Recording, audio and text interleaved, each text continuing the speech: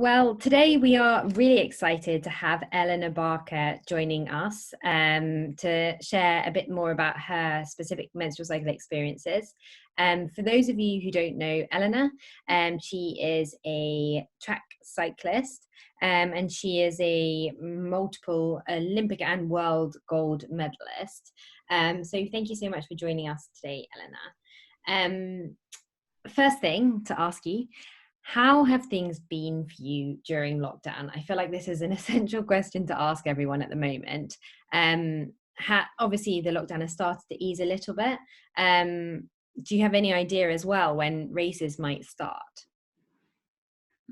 So I've actually done a lot better in lockdown than I thought I was going to be honest. I think especially the first few days were probably the hardest because the lockdown was announced on the Monday, and then the following day, the Olympic postponement was announced as well. So that was quite a rough couple of days. But I think once I got my head around that, I thought I was going to completely lose motivation to train. I thought I'd end up just being really unhappy, and actually, it was kind of fine. I mean, it wasn't the really, really exciting 2020 that I hoped that I was going to have. But yeah, training motivation is stayed pretty high most of the time. And then I was quite lucky in a lot of ways that my boyfriend lives in Copenhagen, so we don't really see a huge amount of each other.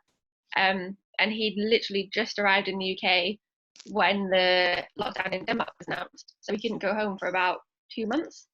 But he'd only come to stay for the weekend. So we actually spent a huge amount of time together, which we never normally get, which was, a really nice bonus of it, actually. Yeah. And for you, I guess you had an amazing start to the year. You won the world champs. And so I guess you're on like a massive, massive high thinking, oh my God, this is the year. As you said, like you're really excited about 2020. Obviously kind of navigating that mentally seems to have been like pretty good. Like you've coped with that really, really well.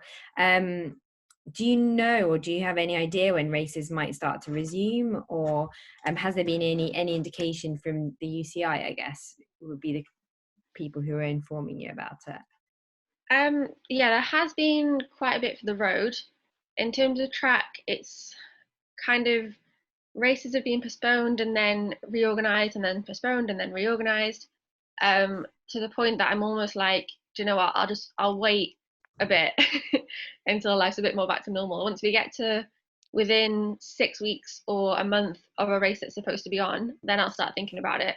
Whereas now it's just kind of like, not fairly non-specific training. I suppose it's kind of longer miles and that kind of thing, and not worrying about being too fresh for racing or anything like that, which is kind of nice. But yeah, once we get actually closer to a date that a race is on and it actually looks like it's going to happen, then I'll start thinking about it. But I think it's just too much at the minute to try and keep getting my hopes up for a race and then learn that it's actually not going to happen for a few more months.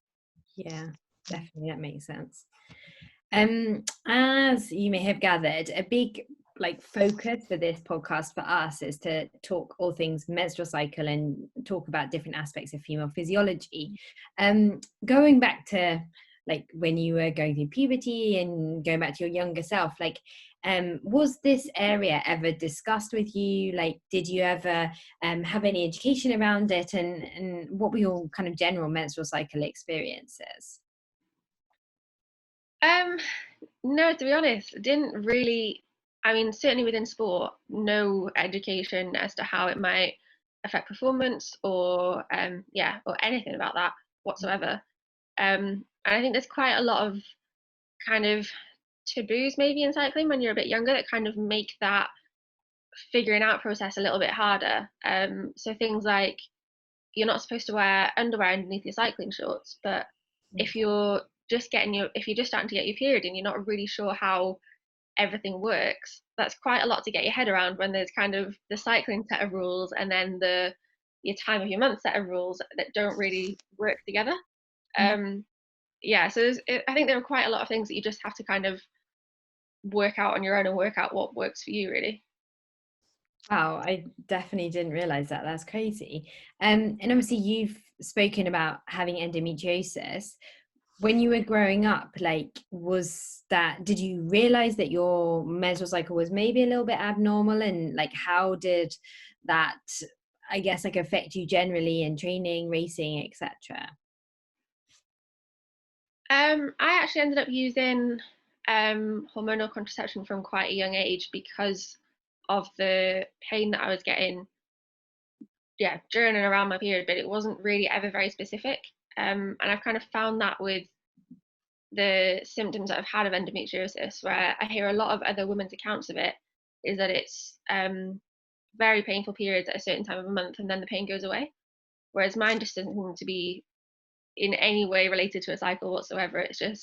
It's quite random. Sometimes it lasts for a few days, sometimes it lasts for 2 months at a time before it goes away. Or this was pre having surgery anyway. Mm. Yeah, and I think actually that's a common like misperception around endometriosis as well. Like often you just think, oh well, I would just experience pain like pre and during, but actually for endometriosis sufferers, they can experience pain like continually, which is just horrendous.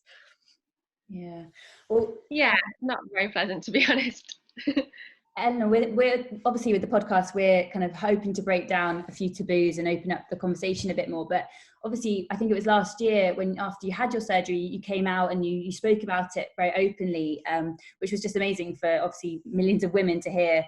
Because I think it's 1 in 10 women suffer from it, so it's actually quite common. So can you just give us a bit of a brief outline of maybe what it was like pre-surgery, how you, because I read an article about you going to the doctors and saying like this isn't normal, this has to be something else other than just my period. Yeah, so I think the first time I went to the doctor to say I feel like I'm getting more pain than my friends more often and not triggered by anything was I think 2014 maybe towards the end of it. And then I finally got surgery in 2018. So yeah, it was about 4 or 5 years of going to lots and lots and lots of different male doctors who most of them said, this is just normal. Like, you just need to put up with the pain. This is just your life now. And there's a lot of times that I was like, I don't know. I don't think I'm going to accept that. And then finally, I got referred to a female doctor who's a specialist in that area, who I don't know why I wasn't referred to on day one. It could have saved me a lot of time. Who, yeah, within a couple of 10-minute appointments, realized what the issue was, got booked in for surgery, and it was, yeah, fairly straightforward from that point onwards. And how has the surgery kind of transformed your life, if you like? How has it made everything better? Just a lot less pain, really, is the main factor. And I think I was getting quite a lot of fatigue because being in pain for long periods of time is just really, really exhausting, particularly if it's on top of the pain that you've got from training or from injuries or anything like that. And it can affect your sleep, it can affect your eating. So all those things on top of one another were really affecting how I felt my training was going. And yeah, I've just felt really, really tired all of the time. So I think it's kind of given me a bit more energy, if anything. I mean, yeah, the pain is a big issue, but the fatigue was what really, really was affecting my performance. Yeah. How did you manage it when you were, because you said you had this pain for almost 4 years before you had the surgery, and you obviously had the Rio Olympics in between that, and I know the European Championships as well. Just, did you have any strategies that you went to, or did you just use painkillers? Just painkillers, to be honest. Yeah, I'd say I had a fair few strategies that didn't really work that well. I think I've kind of found that trying to be a little bit preventative is probably the best thing that I can do. So if I wake up feeling in a tiny little bit of pain, I'll just take some paracetamol because I don't want to wait for it to develop to something worse. Also, there's a few kind of odd tricks that I found can help a little bit. So, yeah, if I'm feeling like I've got a little bit of pain or anything like that, I find what can really, really push it over the edge and make it worse is if I feel bloated or really full or my bladder's full or anything like that. So if I'm in a block of time where I'm getting more pain than usual and I'm having bad symptoms, I'll basically just try to go to the toilet as often as I can, make sure I'm not getting bloated and having any, I don't know, carbonated drinks or anything like that. And also not allow myself to get too full, because I've just found it really pushes the amount of pain that I can tolerate over the edge. God. Yeah, that's really interesting. And those kind of like home remedies, I suppose, did you just find that worked for you through trial and error, or were you sort of working with a coach or a nutritionist or something that, you know, said, oh, why don't you try this? Or was it just off your own back totally? Yeah, that was very much just based on my own symptoms. Right. And just seeing patterns of when things got far too painful to be able to train or anything like that was, yeah, if there was any extra pressure on that area, like in my abdomen or anything like that.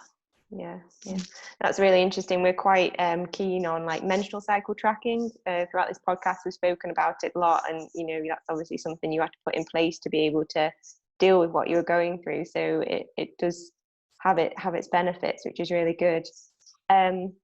Obviously, you mentioned that being diagnosed took a long time, and you saw many doctors. Like, through your experience, like having now gone through that and sort of on the other side, like what do you think needs to change in that sort of process from your own experiences, or what would you like, you know, to happen?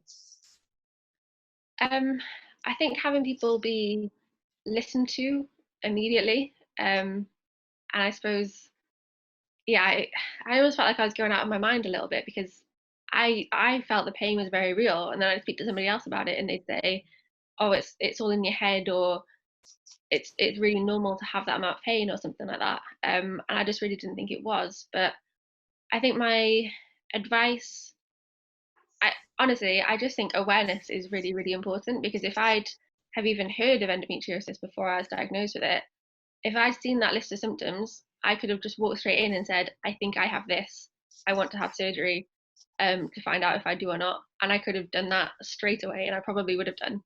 But because I didn't know, I didn't have that power. I also think what I wish I'd done myself going back is that I wish I'd had a really, really detailed account of every single doctor's appointment that I'd had, because you do end up going around in circles and you end up having to have the same tests again, and it puts the same delays on it again and again. Whereas if I had in front of me notes that said, on this day I did this test, which came back as this result, and on this day I took this course of antibiotics and it had no effect, or whatever, then that's something physical that I can show a doctor to say, look, I'm on top of it, I know what's going on. These things didn't work, let's try the next thing before we try these again.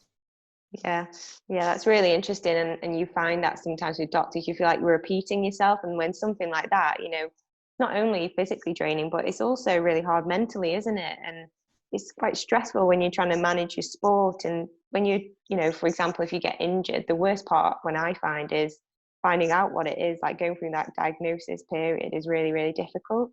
Was it mentally sort of hard for you, or were you quite sort of pragmatic about it, or were there sort of highs and lows a little bit? Yeah, I'd say it was pretty draining, to be honest. Yeah, I think it was very frustrating trying to find something that was wrong and constantly being told that there wasn't anything wrong. And then once I saw the doctor that did the surgery and who gave me the diagnosis, things did feel a lot better, because I was like, phew, it's probably this.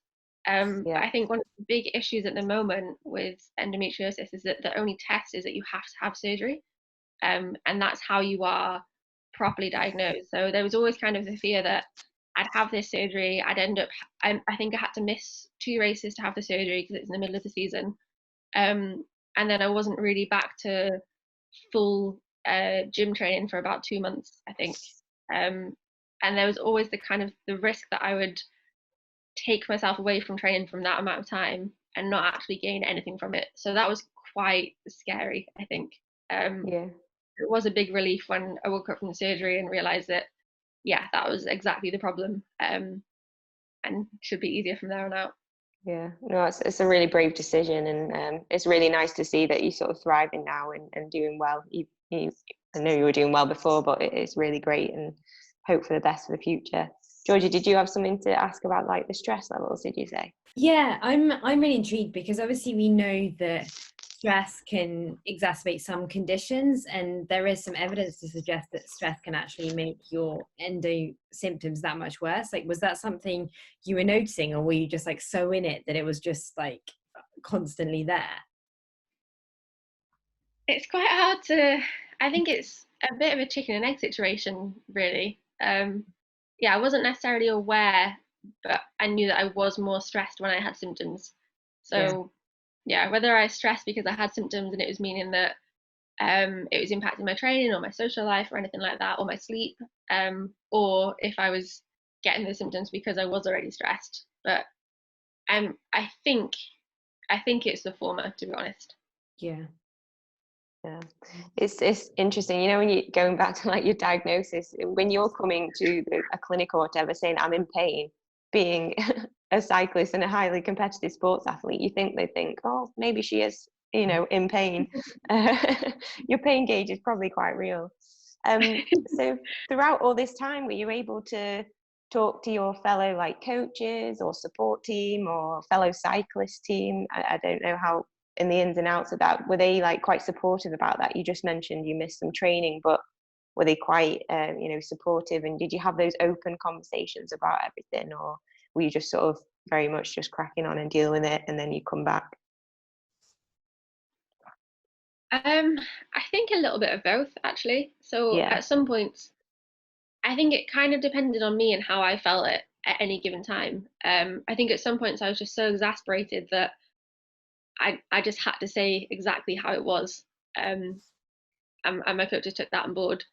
And then at some points I felt a little bit like I don't want to be the weird girl on the team that's always complaining about her ovaries. So I should probably just stay a bit quiet for a little bit. And I think, yeah, quite often still will say, oh, when I had that stomach problem, rather than actually explaining what it was, because I think yeah, there still is some kind of stigma, even though I'm aware of that and I don't want to buy into that. I'll still quite often skim over it, even if I'm talking to my coaches and my teammates who have been really supportive. And actually, it was my coach who pushed me to have the surgery when I did, and to miss the races that I did. When actually I was really nervous about it and kind of scared to make that decision myself. He just said, look, we'll get it done as soon as you possibly can so that you can get back on track as soon as you can. And then, yeah, look forward to training pain free as soon as possible. yeah, I think you're right, you know, a lot of females are quite open about it, but then at the same time, sometimes at the end of the day, it's private, isn't it? Whatever you're going through, it's up to you to talk about things or not. So I think we flip between the two, most of us, don't we, all the time? Yeah, I agree. Yeah.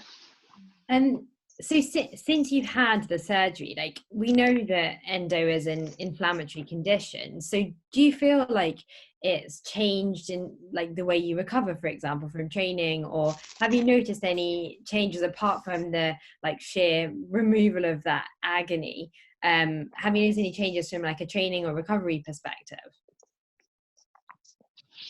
Again, it's really hard to know what exactly to put it down to, because I do think I have gotten better at recovery and I think I can do with more training now. But also it's been 2 years since I had the surgery, and I've gotten older. I've gone through a whole Olympic cycle in that time. I think I have in that time just become a better athlete, or at least I'd like to think so. So it's really hard to know, am I recovering better because I'm fitter, or am I recovering better because I'm not now battling a condition anymore? So I think it's likely to be a contribution of the two. But I certainly think, I mean, I think sleep was the biggest thing.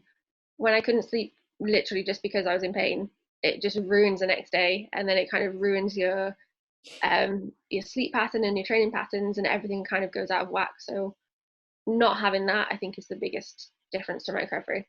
Yeah, and sleep is like obviously one of the most important forms of recovery. Yeah, I guess it is. It's so hard to know, and also you almost don't want to dwell on it too much because you are where you are now and you've moved on and you're that much better anyway. So yeah, you just don't want to overthink these things. If you were like giving advice to your former self, like obviously as you were saying, you would write down like specifics around the appointments you were having, and also like you would love to see more diagnoses or symptoms aligned to endo, so just more awareness really. But generally for like young female athletes out there, not necessarily those with endo, like what advice would you give them around general like discussion around the menstrual cycle and how they should approach it generally?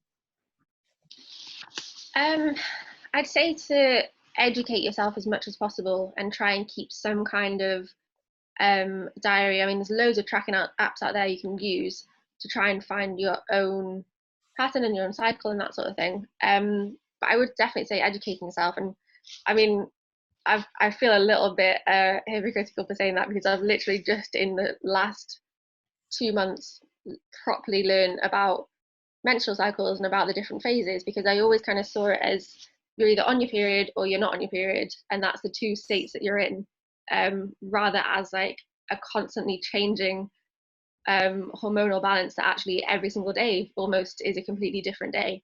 And I think being able to actually harness it and use it and maybe work your training around it if that's possible, to some extent. Awesome.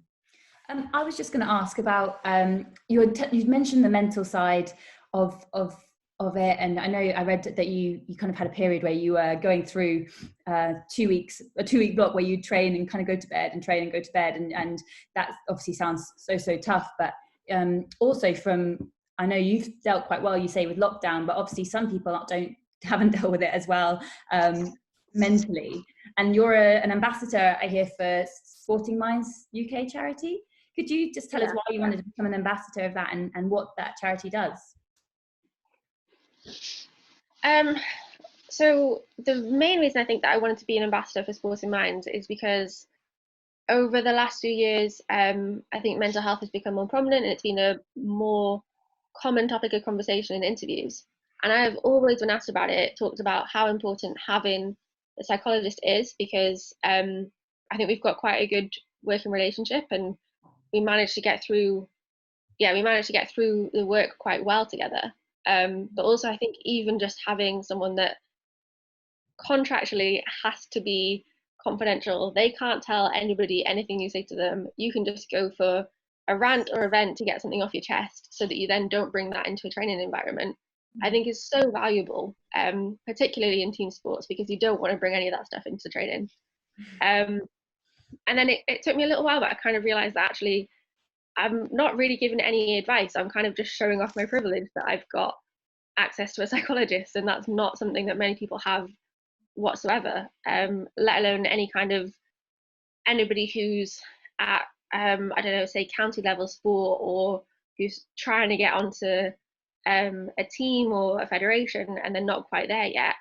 There's no support for anybody at that level, generally, but Sporting Minds do offer that. So they offer free one-to-one support through Bupa, for anybody who gets in touch with them who is aged, I think it's 16 to 30, and in sport at any level. Oh, really? Yeah, that's which is really good. Yeah.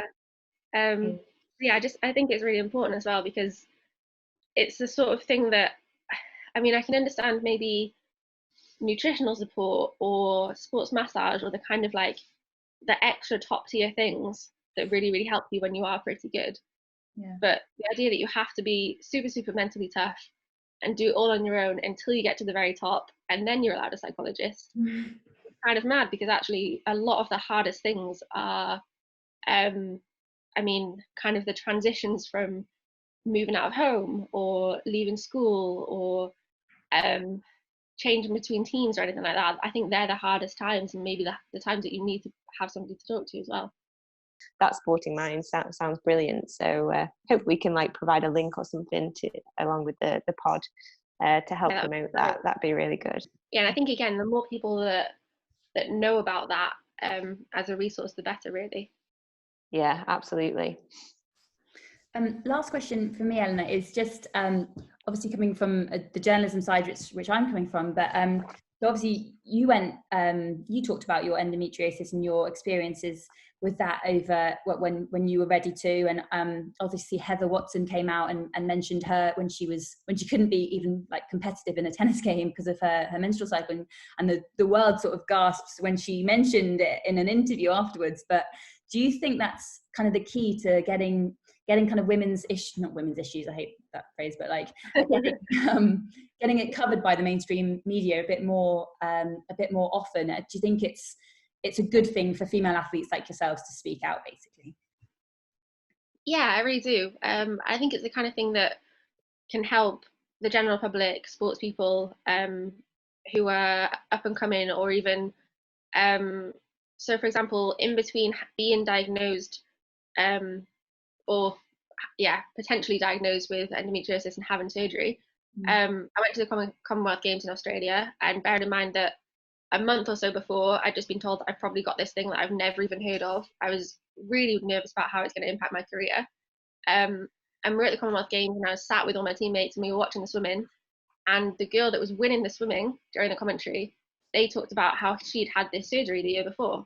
Emily Siebel. Like, yes, exactly. And I was like, oh my God, that's great. I can literally see this person on my screen succeeding in a relatively short amount of time, after having the same thing that I'm so incredibly worried about.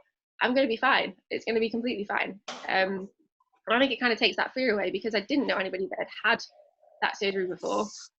All of the staff around me are men. Nobody could really tell me how it was going to affect my return to training, or how soon I'd be able to race again, or anything like that.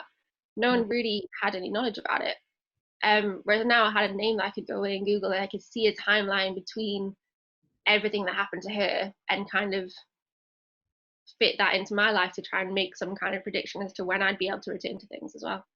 Yeah, so it's not just even like indirectly that, you know, you female athletes talking about issues that can help people like in the public, but it's actually so funny that it literally had that direct impact on you, another elite athlete, that had such a profound impact on your life just from another woman speaking out. That's great. Exactly, yeah. And so it was a combination of that, and then having a few kind of whispered conversations at races. I had teammates both on the track and on the road come up to me and say, you know, when you had it, did it feel like this? Did this happen? Did this happen? Because they had the same symptoms. And it was always kind of very whispered conversations that that people were coming up to me and asking about. And I just kind of thought, well, it helped a lot when I heard about it from another elite athlete, because I could compare it to my experiences. And now I've got a number of people that have heard whispers about me having this surgery and they want to know more about it. I'll just tell everybody.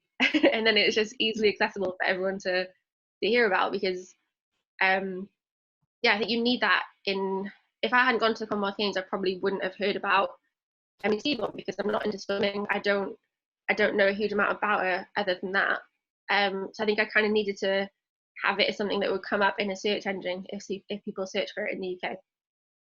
Yeah, that's amazing. And I'm always like weighing up the way these things are portrayed, because in part of me hates the fact that it's headline grabbing, that someone is affected by their period and suddenly everyone's like, oh my gosh, like, you know, this is the worst thing ever, because, you know, 50% of the population are women, and yes, women have periods. It shouldn't be a headline, it should just be a normal conversation. But then you also need the headlines to have the impact and inspire people and like normalize the area too. So it's a constant balancing act. But I feel like we have come on leaps and bounds, like internationally, since like 2015, when Heather Watson did first speak about her menstrual cycle. And I really hope that over time there'll be a structure where it is just a normal conversation, it's not so taboo, and there are people to look up to specifically around this.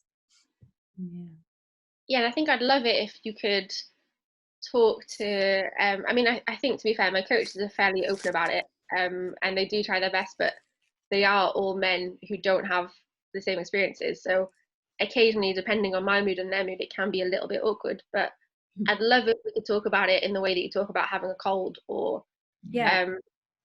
anything that. Having a cold is far more disgusting anyway.